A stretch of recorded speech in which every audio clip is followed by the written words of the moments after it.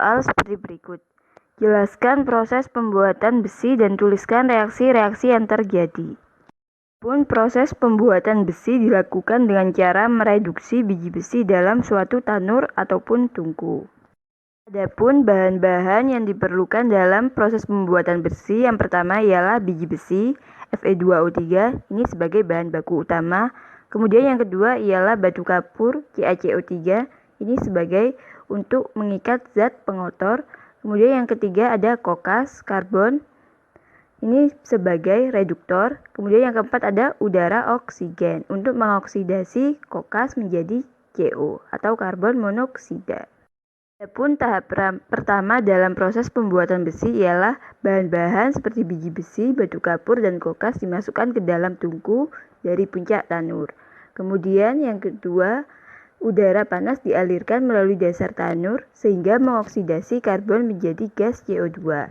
Nah, di sini ada reaksinya ya, yaitu karbon, dia dalam bentuk padat, bereaksi dengan oksigen dalam bentuk gas menjadi gas CO2.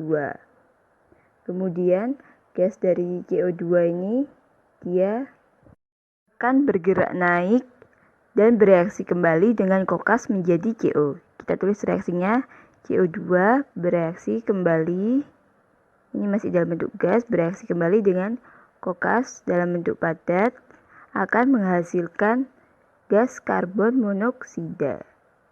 Nah, gas karbon monoksida ini yang digunakan untuk mereduksi biji besi.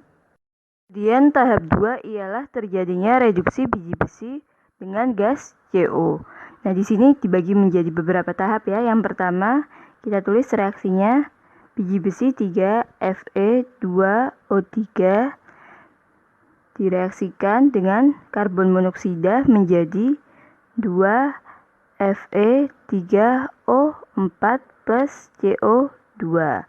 Kemudian hasil dari reaksi yang pertama ini yang berupa 2Fe3O4 akan bereaksi kembali dengan gas CO.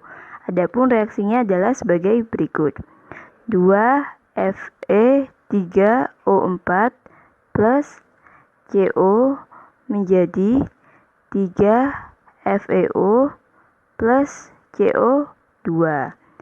Nah, di sini kan dihasilkan 3FeO ya.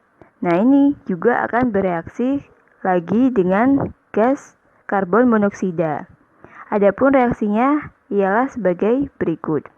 3FeO akan bereaksi kembali dengan karbon monoksida sehingga dihasilkan besi Fe plus gas karbon dioksida. Nah, di sini sudah terdapat produknya yaitu besi. Ini Fe besi. Kita tulis ini adalah produk utama kita yaitu besi. Kemudian tahap ketiga, besi yang dihasilkan dari proses reduksi tadi kan masih terdapat zat pengotornya. Maka dari itu pada tahap 3 ini dihilangkan zat pengotornya. Zat pengotornya berupa SiO2, P4O10 dan Al2O3. Nah, di sini dia dengan bantuan CaO. CaO sebagai zat pengikat pengotor besi tadi diperoleh dari reaksi batu kapur yaitu CaCO3 yang terurai menjadi CaO plus gas CO2. Nah, yang digunakan sebagai zat pengikat ini CaO ya. CaO ini nanti akan mengikat, kita tulis reaksinya, CaO akan mengikat zat pengotor yang berupa SiO2 sehingga akan menjadi CaSiO3. Nah, kemudian CaO juga akan mengikat zat pengotor. CaO akan mengikat zat pengotor juga yang berupa P4O10 ya, P4O10 sehingga akan dihasilkan 2Ca3PO4 2 kali. Kemudian zat pengotor yang ketiga ialah berupa Al2O3 ya. Dia juga akan diikat oleh CaO plus Al2O3 sehingga akan menghasilkan CaAl2O2 2 kali. Nah, ini adalah reaksi pengikatan zat pengotor yang diikat oleh senyawa CaO. Dan hasil dari reaksi zat pengotor ini akan disebut dengan slag mengapung di atas lelehan besi, sehingga dapat dipisahkan untuk bahan dalam industri semen dan pupuk.